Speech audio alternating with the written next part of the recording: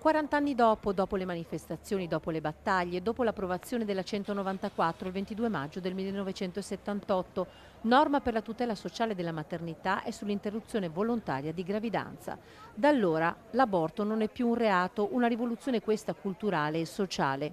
Legge approvata sì, applicata fino in fondo no. Per questo sono stati organizzati in tutto il Veneto, da sindacati e associazioni di donne, presidi per chiedere anche un tavolo regionale sulla 194 e nuove misure di prevenzione. Quali sono le priorità secondo voi?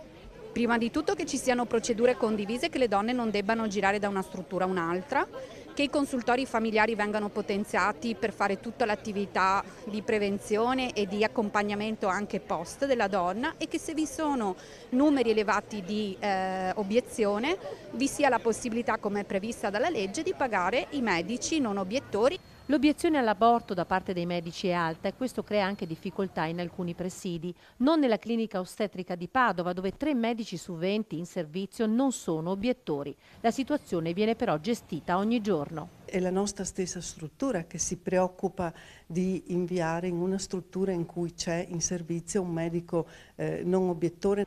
Chi lavora accanto alle donne in difficoltà parla di una svolta culturale in atto. C'è una legge in Italia che consente a una mamma di partorire in assoluto anonimato senza riconoscere il proprio figlio e il figlio andrà poi in adozione.